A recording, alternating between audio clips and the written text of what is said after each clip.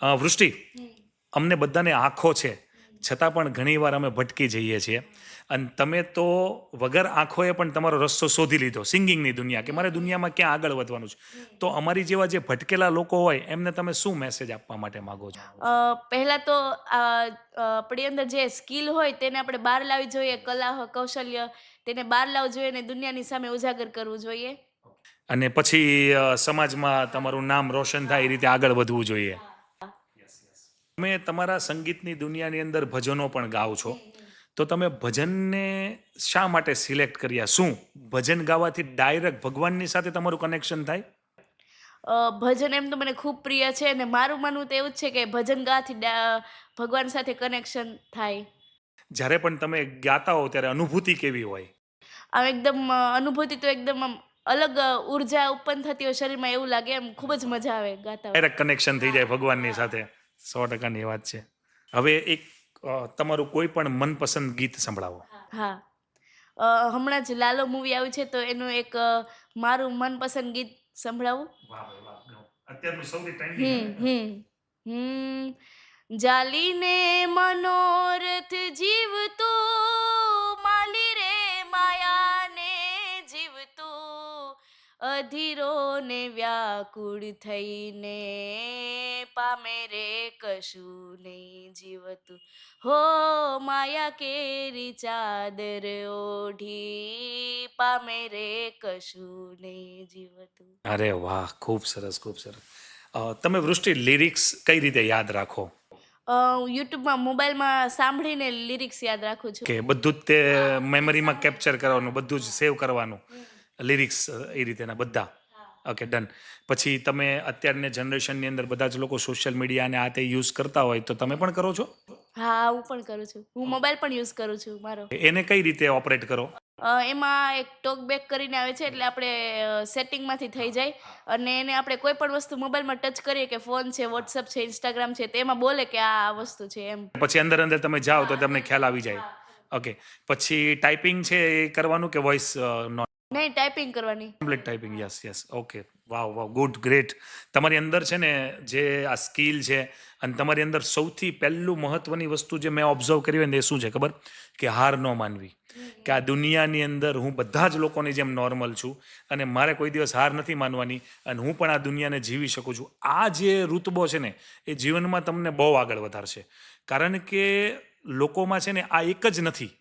લોકોને કેવું છે ખબર? કે મારી પાસે તો આ નથી, મારી પાસે તો પેલું નથી, ભગવાને મને આ ન આપ્યું, પેલાને પેલું આપ્યું, ઓલાને ઓલું આપ્યું. આ બધી જે વસ્તુ રહી ને એના કારણે માણસ તૂટે. તૂટે ને એટલે એકલો પડે. એકલો પડે ને પછી કોઈ પણ નવો રસ્તો અપનાવે. સમજ્યા? તમારી અંદર આ ઉંમરમાં જે આ ભગવાને શક્તિ આપી છે ને, કે મને બધું જ આવડે છે, મને બધું જ ફાવે છે ને હું બધું જ કરી શકું એમ છું, મારે મારી મંજિલ સુધી પહોંચવામાં કોઈની જરૂર નથી. સમજ્યા? તમારો ફેમિલીનો સપોર્ટ એટલો સારો છે, તમારા એમના સંસ્કાર બહુ સારા છે, એટલે જ તમે આજે આ સ્ટેજ સુધી છો. અને હું ગેરંટી મારીને કહું, આવનારા 10 વર્ષની અંદર તમે જ્યાં પહોંચવા માગો છો એના કરતાં 100 ગણા આગળ હશો. કારણ કે એ તમને ખ્યાલ નથી. આ બધી ઇમેજિનેશન વાળી દુનિયા છે.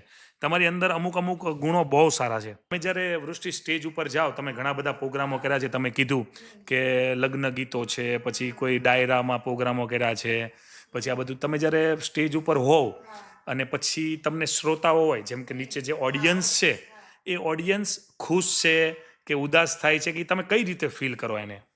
જ્યારે હું ગાવાની શરૂઆત કરું ત્યારે ઓડિયન્સ તરફથી આકલો પડકાર આવે એટલે એનાથી જ મને ખબર પડી જાય કે ખુશ છે. હા, યસ. અને ખુદ ઉપર એટલો કોન્ફિડન્સ હોય કે હું ગાવાની છું એટલે સામે આકલો પડવો જ જોઈએ એમ. હા. જે એક સોંગ એવું સંભળાવો, પેલું મેં છે ને તમારા ઇન્સ્ટાગ્રામને જોયા બધા છે, અને એની અંદર પેલું રાધા ને કાન વાળું જે છે ને એ સોંગ સંભળાવો પ્લીઝ.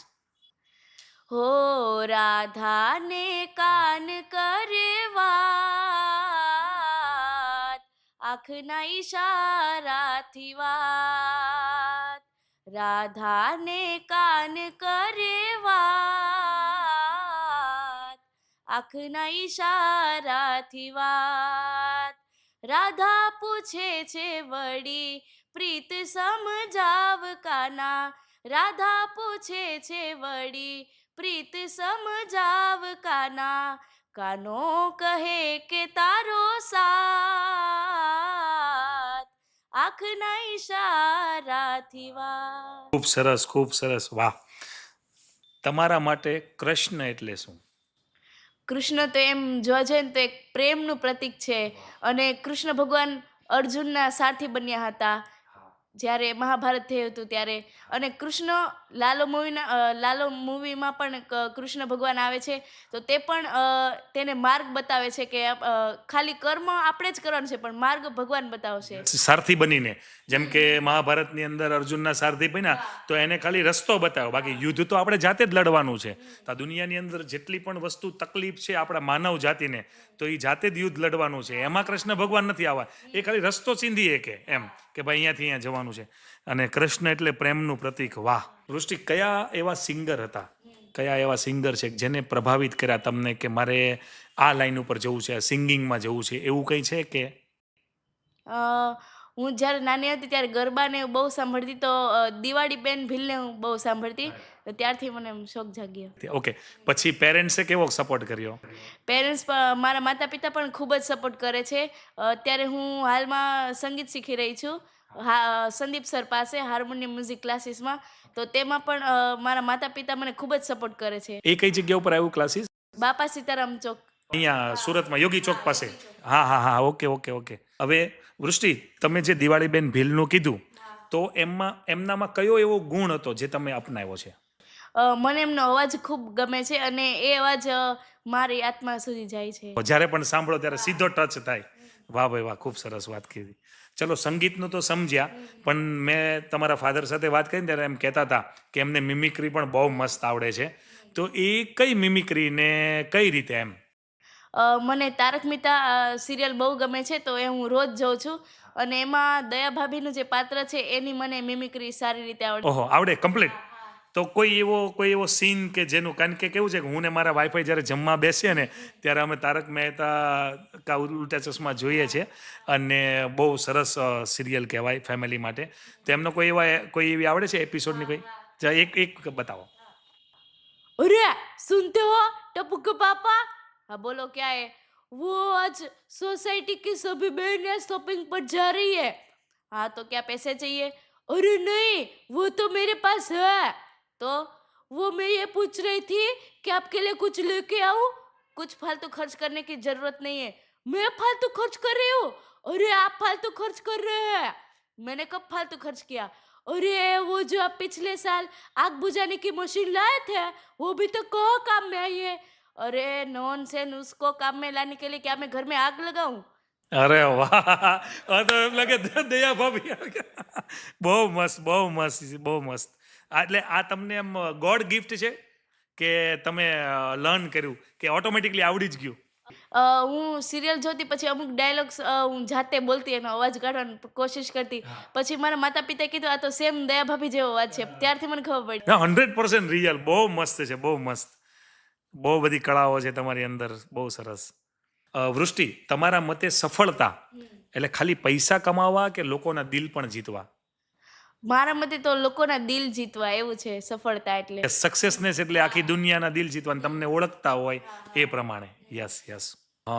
વૃષ્ટિ, જો તમે કોઈ ગીત લખો તો એ ગીતનું પહેલું વાક્ય શું હોય? ગીત હું જ્યારે મારી રીતે લખવા લાગીશ ત્યારે હું કૃષ્ણ ભગવાન પર પહેલું ગીત તો લખીશ.